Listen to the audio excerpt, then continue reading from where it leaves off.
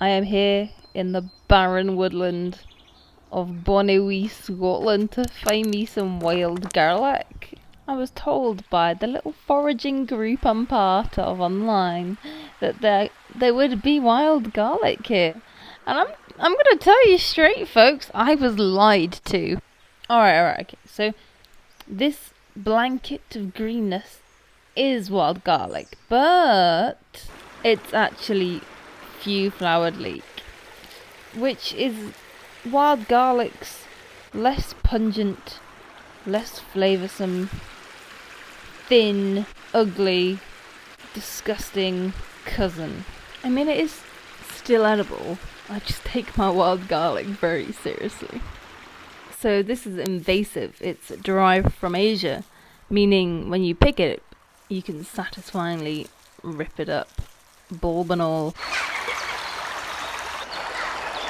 Any toads?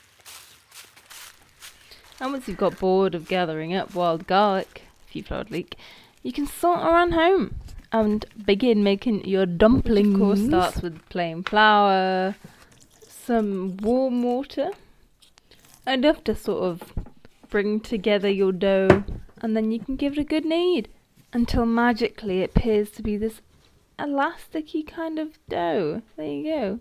Beautiful.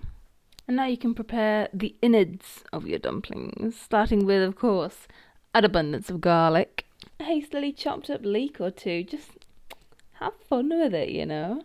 Fry up your garlic, and honestly, if they made a perfume out of that smell, I'd lap it up. Now, because I ripped up the entire bit of few flowered leek, it took a lot of cleaning, and I'd kind of left it for a while because I got tired. And then that meant it went kind of weird, and there was like all these weird like squidgy bits on it. So just rip those off. Honestly, the amount of garlic I put in these dumplings was dictated by my patience in cleaning them. There's no method here, just roughly chop and try to avoid your fingers really. And rinse and repeat, literally. And check out how beautiful these flowers are. They're just something special, aren't they? They're really sacred.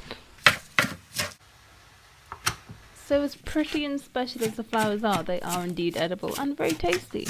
Throw that all in your pan, give it a good mix up. I probably added some herbs, maybe some stock. Can't remember. You can take that off the heat and then roll out your dough and start cutting out your little circles for your dumps. So I have this cool gadget, look. And you gotta stretch it because the cut is a bit small.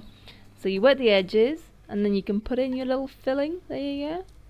And you just close it up like some false teeth, and there you go, bam, little dumpling. And you can just keep going, and it's so efficient. Honestly, before I got it, it was such a faff, utter carnage in the kitchen.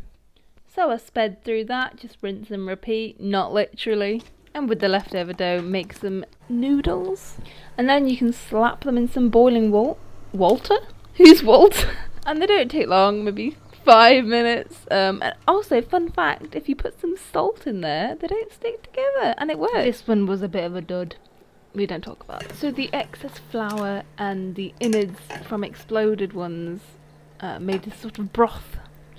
I'm not gonna lie, their sliminess did make it a bit difficult to spatula out. And I will admit that they do look like thick, juicy slugs, and it's nothing a bit of garnish won't solve. In this case, some crispy garlic, chili and parsley. They ask you how you are, you just have to say that you're fine when you're not really fine. These actually turned out really nice.